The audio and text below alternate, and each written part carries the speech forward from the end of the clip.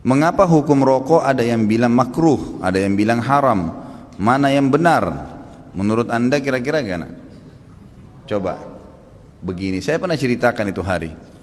Ada seorang guru di Saudi, saya ingatkan kembali, berdialog sama seorang syekh. Syekhnya dibilangin sama guru ini, guru sekolah ya, dia berpendidikan, dia bilang, syekh kenapa anda mengatakan rokok itu haram? Apa sebabnya?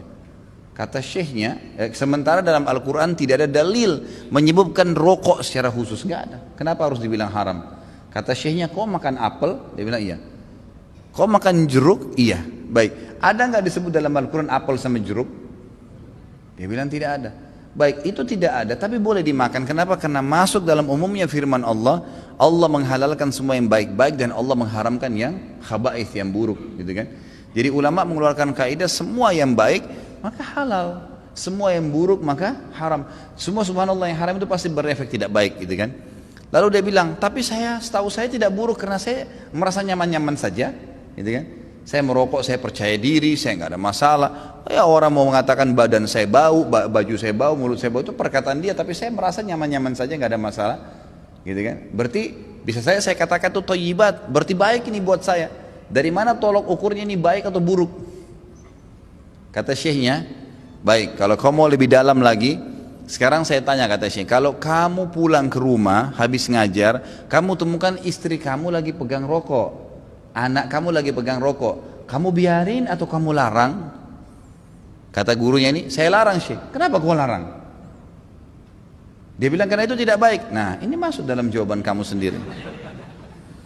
Kalau baik kamu biarin mereka merokok, beliin kalau perlu, sama-sama rokok ngepul di situ, gitu kan.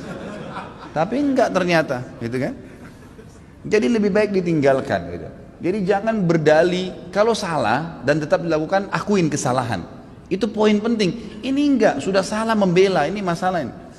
Enggak boleh, jadi terus menerus. Kadang-kadang subhanallah ada orang juga supaya dia tetap dalam mempertahankan kesalahannya, mencari orang yang lebih buruk, gitu kan. Ada pernah orang bilang sama saya, Ustadz saya baik Ustadz, kayak sholat saya masih jaga sholat maghrib, teman saya dan tidak sholat sama sekali. Jadi patokannya yang lebih buruk, supaya yang dia tinggalin 4 waktu sholat itu mending, nggak apa-apa gitu. Bukannya dilihat orang yang sholat lebih banyak, ini nggak boleh sebenarnya, gitu kan? Allahu alam. Jadi kalau kita lihat, kalau dikatakan memang kategori ulama di Indonesia, kalau di Timur Tengah saya nggak pernah temukan ada ulama menghalalkan rokok. Di Indonesia ini karena kiai kita terlalu murah gelarnya, ayahnya kiai, anaknya jadi kiai, bisa ceramah berapa kali atau pulang haji jadi kiai juga. Ini luar biasa ini. Saya mohon maaf, bukan menyombongkan diri sama sekali. Saya subhanallah berapa kali ketemu dengan orang-orang kiai. Kiai ini, saya kalau ketemu subhanallah seperti kalau antum ahli listrik misalnya, kemudian ada orang datang ngobrol masalah listrik, dia nggak ngerti.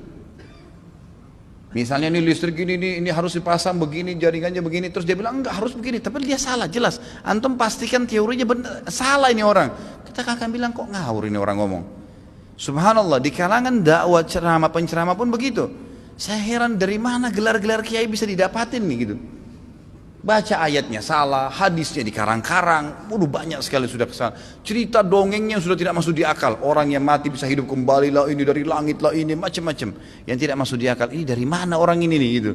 Ya, dari mana asal muasalnya bisa muncul gitu. Belum lagi yang sunnah Nabi SAW dilanggar, yang kukunya panjang, yang istri yang pakai jilbab, ya luar biasa. Makanya kata ulama, kalau kau mau melihat seorang alim, kau akan temukan kealiman itu pada diri dan keluarganya. Emang ada ciri di situ, istrinya, anaknya, memang ada ciri kealiman di situ. Ada ilm, alim kan itu masih dari ilm ya. Ada pengetahuan agama pada diri mereka. Kalau enggak, gitu. Ada teman saya, subhanallah, bawa undangan pernikahan tamatan Mesir waktu itu di kota Makassar. Perkawinan saya nggak hadir, nggak sempat hadir gitu. Kemudian dia datang setelah itu berkunjung ke rumah saya, gitu kan. Datang ada satu perempuan bersama dia rok pendek. Lalu kemudian ini tamatan Mesir dan LC gitu. Jadi akhirnya saya ngobrol-ngobrol sama dia, ahlan akhi baik gini-gini. Saya tahunya selama ini orang yang memang teman-teman ini semoga Allah berikan hidayah, malas sekali terjun di dakwah gitu. Jadi mereka pulang, mereka sibuk dengan bisnis tapi dakwah dilupain. Akhirnya tidak terbentuklah pribadi untuk berdakwah, intinya begitu. Terus saya bilang, mana harim antum? Harim itu istri ya. Oh ini dia dengan malu nunjuk ini di sebelah gitu. istri antum ini Masya Allah. Semoga Allah kasih hidayah ya. Jadi bisa, kenapa nggak nikah dengan wanita yang berjilbab banyak, kesian ngantri, gitu kan? Ngapain harus ngambil orang yang tidak? Ya susah, jadi PR lagi ya. Tapi Allahu alam, ya masing-masing orang punya cara ya. Jadi kalau kita temukan teman-teman kita yang bergelar kiai ini yang memakruhkan rokok karena dia masih merokok, gitu kan? Emang begitu. Ya semoga Allah kasih.